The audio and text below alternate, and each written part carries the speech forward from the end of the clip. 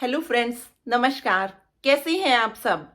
आज हम बात करेंगे एंटीबायोटिक्स की। हम सभी कभी ना कभी बीमार अवश्य होते हैं और बीमार होने पर हम दवाइयाँ लेते हैं। ये दवाई हम किसी के कहने पर ले लेते हैं या फिर खुद ही मेडिकल स्टोर पर जाकर ले आते हैं, लेकिन ये सही नहीं है। हमें दवाइयाँ केवल डॉक्टर के प्रिस्क्रिप्शन पर ही लेनी चाहिए। आज हम एंटीबायोटिक्स की बात करेंगे और एंटीबायोटिक्स का यूज होता है बैक्टीरियल इन्फेक्शन में। बैक्टीरिया और वायरस दोनों ही डिजीज कॉज करते हैं। ये दोनों ही माइक्रोब्स हैं। बैक्टीरिया हर जगह प्रेजेंट हैं, हमारे आसपास, धरती पर, सतह पर, खाने पीने की वस्तुओं में, हवा में, पानी में, मिट्टी में, हर जगह उपस्थित हैं ये बैक्टीरिया। ये माइक्रोब्स हैं। इसका मतलब ये हमें अपनी नेक्ड आईज से नहीं दिखाई देते हैं। इन्हें देखने के लिए लेबोरेटरीज में हाई इंटेंसिटी के माइक्रोस्कोप यूज किए जाते हैं। बैक्टीरियल इन्फेक्शन के लिए हम एंटीबायोटिक्स का यूज करते हैं। क्या है ये एंटीबायोटिक्स? ये माइक्रोब्स से ही बनाई जाती हैं। माइक्रोब्स कुछ केमिकल सिक्रीट करते हैं और उन्हीं केमिकल्स का यूज करके एंटीबायोटिक्स बनाई जाती हैं। ये एंटीबायोटिक्स माइक्रोब्स को यानी बैक्टीरिया को किल करने के काम आती हैं। ये दोनों तरह से यूज की जा सकती हैं। कुछ एंटीबायोटिक्स बैक्टीरिया को किल करती हैं और कुछ उनकी ग्रोथ को इनहिबिट करती हैं, मतलब रोक देती हैं। वैसे तो क्या बात है अगर हमें इन्फेक्शन ही ना हो और हम बीमार ही ना पड़ें। ये कैसे हो सकता है? ये हो सकता है हाइजीन से। हम हाइजीन का ध्यान रखें, पर्सनल हाइजीन का भी और उन टूल्स का भी जो हम यूज करते हैं।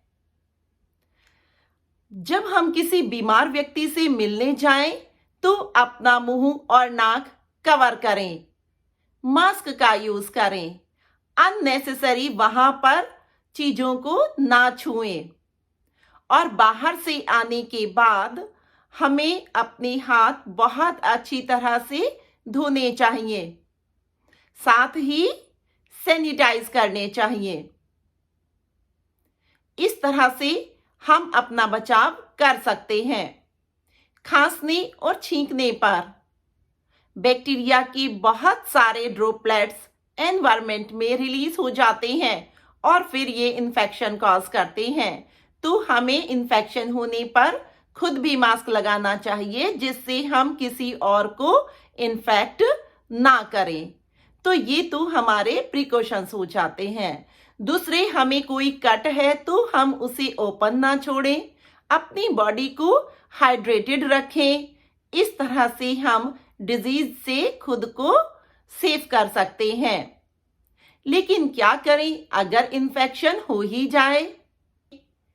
वैसे तो हमारी अपनी बॉडी में भी इम्यूनिटी सिस्टम है जो बाहर से आए बैक्टीरिया वायरस के अगेंस्ट वर्क करता है।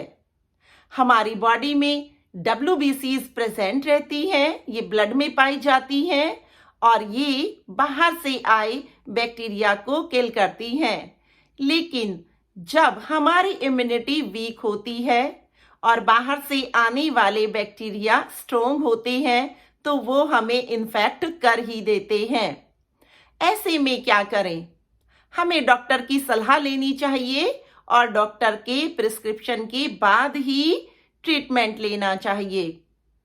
सभी बैक्टीरियल डिजीज में जरूरी नहीं है कि एंटीबायोटिक्स दी ही जाए। आइए कुछ बैक्टीरियल डिजीज के बारे में बात करते हैं। हमारी बॉडी पर जब अनयूजुअल रैशेस हो जाते हैं तो ये बैक्टीरियल इन्फेक्शन होता है। UTI, यूरिनरी ट्रैक्ट इन्फेक्शन भी एक कॉमन बैक्टीरियल इन्फेक्शन है। इसके साथ ही हमारी हार्ट बीट जब स्लो हो जाती है, हमें ब्रीदिंग डिफिकल्टीज होती हैं, हमारे हाथ पैर बहुत ठंडे हो जाते हैं, या फिर हाई फीवर होता है, या फिर ब्रोंकाइटिस होता है यानी सीने में जकड़न, या फिर कंजक्टिवाइटिस जिसमें हमारे आईज का इन्फेक्शन होता है। इसके साथ ही ओटिसिस जिसमें ईयर का इन्फेक्शन होता है, वो भी बैक्टीरियल डिजीज हैं। लेकिन इन सब बैक्टीरियल डिजीज को डायग्नोस डॉक्टर ही करेंगे।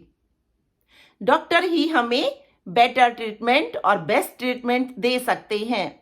डॉक्टर एग्जामिन करेंगे कि हमें बॉडी के किस एरिया में इन्फेक्शन है, दूसरे हमें कोई और हेल्थ प्रॉब्लम तो नहीं है, हमें कोई किडनी या लिवर से कनेक्टेड डिजीज तो नहीं है, या फिर हम पहले से कोई एंटीबायोटिक्स तो नहीं ले रहे हैं, कोई और दवाई तो नहीं ले रहे हैं, या फिर हमारा जो कॉजिंग एजेंट है बैक्टीरिया जिसने हमें इन्फेक्शन किया है वो उस एंटीबायोटिक के लिए रेजिस्टेंट तो नहीं है।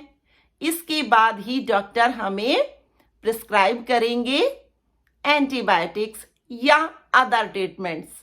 हम खुद से ये डिसाइड नहीं कर सकते हैं कि हमें किस ट्रीटमेंट की आवश्यकता है। फर्स्ट एंटीबायोटिक जो खोजी गई थी वो है पेनिसिलिन, और इसको सर्च किया था प्रोफेसर एलेक्जेंडर फ्लेमिंग ने 1928 में। वर्ल्ड एंटीबायोटिक सबसे पहले यूज किया था 1942 में प्रोफेसर वॉक्समैन ने। एंटीबायोटिक्स होती हैं वो ऑरली भी ली जाती हैं और वो इंजेक्शन के थ्रू इंट्रावेनस भी दी जाती हैं। साथ ही ओटीसी ओवर द काउंटर भी यूज की जाती हैं एंटीबायोटिक्स। ये क्रीम या ऑइंटमेंट की फॉर्म्स में होती हैं। बैक्टीरिया को मारने वाली एंटीबायोटिक्स दो तरह से काम करती हैं, या तो ये बैक्टीरिया को किल करती हैं या फिर ये उनकी ग्रोथ को इनहिबिट करती हैं, मतलब रोक देती हैं, उनके मल्टीप्लिकेशन को रोक देती हैं।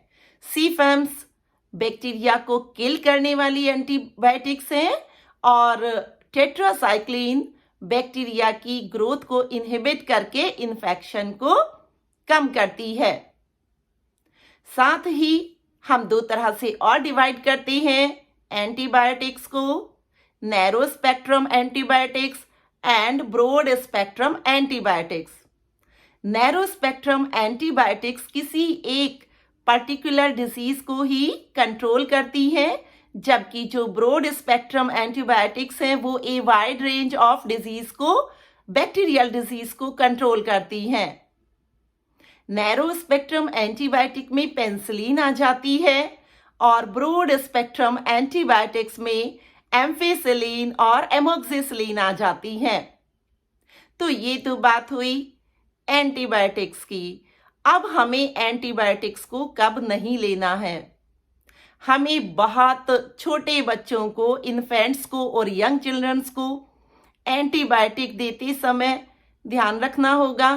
प्रेग्नेंट वुमेन्स को या ऐसे पर्सन जिनकी हाल ही में सर्जरी हुई है या फिर जिनकी एज 65 से अबव है, या फिर ऐसे पेशेंट जिन्हें पहले से किडनी या फिर लिवर का कोई इन्फेक्शन है, तब भी हम एंटीबायोटिक्स को डॉक्टर के प्रिस्क्रिप्शन के बिना नहीं दे सकते हैं और बहुत ही प्रोटेक्टिव वे में हमें इन्हें ये देनी होगी। एंटीबायोटिक्स का एक कोर्स होता है जो 5 से 7 दिन का होता है। ये हमें कंप्लीट करना चाहिए। किसी भी स्थिति में हमें अपना ट्रीटमेंट बीच में ही लैप्स नहीं करना होता है, बीच में ही नहीं छोड़ना होता है। चाहे हमें इम्प्रूवमेंट भी हो रहा हो, डॉक्टर दिन में 2 से 3 बार एंटीबायोटिक्स लेने की सलाह देते हैं। हमें वो उसी हिसाब से लेनी चाहिए, क्योंकि अगर हम एंटीबायोटिक के ट्रीटमेंट को बीच में छोड़ देते हैं तो हमारा जो कॉजिंग एजेंट है बैक्टीरिया वो उस पर्टिकुलर एंटीबायोटिक के लिए रेजिस्टेंट हो जाएगा। यानी अब ये एंटीबायोटिक इस बैक्टीरिया को कंट्रोल नहीं कर सकेगी और ये एक सीरियस प्रॉब्लम है और कॉमन प्रॉब्लम भी है, क्योंकि ये तो नेचुरल प्रोसेस है, ये तो होगा ही। हम एंटीबायोटिक का ट्रीटमेंट प्रॉपर वे में लेकर इसे लोअर डाउन कर सकते हैं। साथ ही हमें ये भी ध्यान रखना है कि कभी भी हम किसी भी स्थिति में एंटीबायोटिक्स एक दूसरे से शेयर ना करें, ना तो अपनी एंटीबायोटिक्स किसी को दें और ना ही किसी और की एंटीबायोटिक खुद से यूज करें। एंटीबायोटिक्स एक रीजन से दूसरे रीजन में जाने पर जहां क्लाइमेट कंडीशन चेंज हो जाती हैं वहां भी यूज नहीं की जा सकती हैं, क्योंकि किसी पर्टिकुलर एरिया में अलग तरह के बैक्टीरिया होंगे और उन्हें कंट्रोल करने के लिए अलग तरह की एंटीबायोटिक्स दी जाएंगी। यानी हम फॉरेन या किसी अदर स्टेट में जा रहे हैं जहां क्लाइमेट कंडीशंस चेंज है, तब भी हम इन्हें यूज ना करें। दूसरे बचा कर ना रखें। इनका कम यूज और ज्यादा यूज दोनों ही हार्मफुल होते हैं। एंटीरियोबैक्टीरियल बैक्टीरिया की एक रेंज है जो कि हमें मेनिंजाइटिस और निमोनिया कॉज करते हैं। मेनिंजाइटिस ब्रेन की नर्व सेल्स का इन्फेक्शन है और निमोनिया हमारे रेस्पिरेटरी ट्रैक्ट है। एंटीरियोबैक्टीरियल्स बहुत सारे एंटीबायोटिक के लिए रेजिस्टेंट हैं। साथ ही यूटीआई कॉज करने वाला इश्चेरिचिया कोलाई, जिसे हम ई कोलाई बैक्टीरिया भी कहते हैं, वो भी बहुत सारे एंटीबायोटिक के लिए रेजिस्टेंट है। तो डॉक्टर ही ये डिसाइड करेंगे कि हमारे लिए कौन से एंटीबायोटिक काम करेंगे। अब अगर हमने इम्प्रॉपर वे में इन्हें यूज किया तो हमें बहुत सारे साइड इफेक्ट्स भी हो सकते हैं। ये लाइफ थ्रेटनिंग हो सकते हैं। हमारी बॉडी पर एक्ने हो जाते हैं, यानी हमें सीरियस स्किन प्रॉब्लम्स हो सकती हैं। हमारा WBCs काउंट कम हो सकता है और साथ ही प्लेटलेट काउंट्स कम हो सकता है। लीवर और किडनी के इन्फेक्शंस हो सकते हैं और किडनी में स्टोन हो सकता है। तो इस तरह से किसी भी हाल में हम एंटीबायोटिक्स को यूज नहीं कर सकते हैं खुद से। हमें डॉक्टर से जाकर मिलना होगा कोई भी इन्फेक्शन होने पर। साथ ही अपना ध्यान रखें, कभी भी किसी और की एंटीबायोटिक्स ना इस्तेमाल करें, ना ही किसी और को दें। वायरल डिजीज में भी हमें कभी भी एंटीबायोटिक्स को यूज नहीं करना है।